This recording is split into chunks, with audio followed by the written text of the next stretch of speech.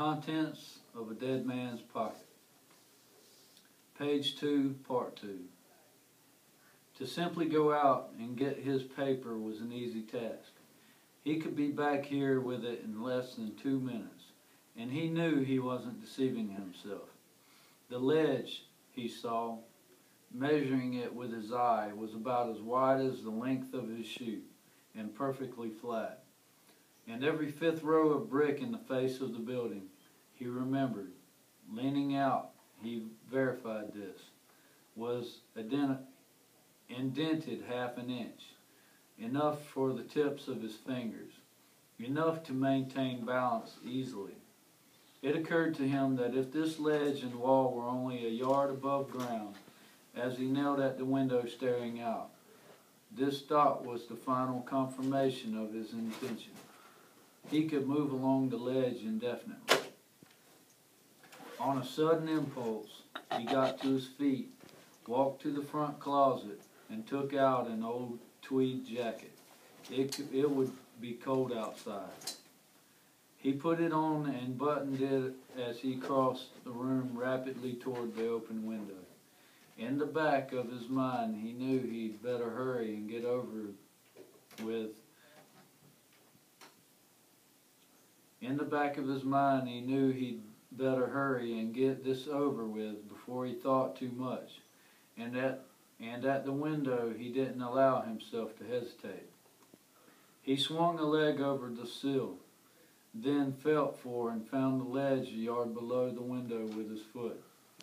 Gripping the bottom of the window frame very tightly and carefully, he slowly ducked his head under it, feeling on his face the sudden change from the warm air of the room to the chill outside. With infinite care, he brought out his other leg, his mind concentrating on what he was doing. Then he slowly stood erect.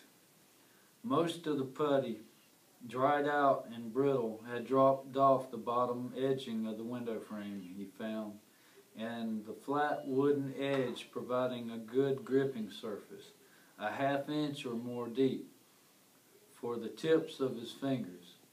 Now, balanced easily and firmly, he stood on the ledge outside in the slight, chill breeze, 11 stories above the street, staring into his own lighted apartment. Odd and different seeming now. First his right hand, then his left. He carefully shifted his fingertip grip from the puttyless window edging to an indented row of bricks directly to his right. It was hard to take the first shuffling sideways step then, to make himself move, and the fear stirred in his stomach, but he did it, again by not allowing himself time to think. And now, with his chest, stomach, and the left side of his face pressed against the rough, cold brick, his lighted apartment was suddenly gone, and it was much darker out here than he had thought. Without pause, he continued, right foot, left foot, right foot, left, his shoe soles shuffling and scraping along the rough stone, never lifting from it, fingers sliding along the exposed edging of the brick. He moved on the balls of his feet, heels lifted slightly. The ledge was not quite as wide as he had expected, but leaning slightly inward toward the face of the building and pressed against it, he could feel his balance firm and secure, and moving along the ledge was quite as easy as he had thought it would be.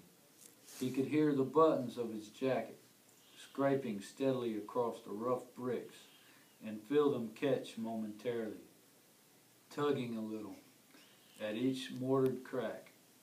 He simply did not permit himself to look down, though the compulsion to do so never left him, nor did he allow himself actually to think. Mechanically, right foot, left foot, over and again, he shuffled along crabwise, watching the projecting wall ahead loom steadily closer. Then he reached it, and at the corner, he decided how he was going to pick up the paper.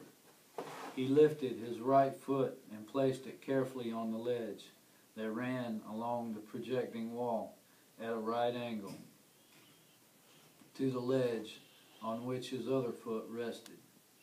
And now, facing the building, he stood in the corner formed by the two walls, 1 foot on the ledging of each, a hand on the shoulder-high indentation of each wall. His forehead was pressed directly into the corner against the cold bricks, and now he carefully lowered first one hand, then another, perhaps a foot farther down to the next indentation in the row of bricks. Ending of page 2.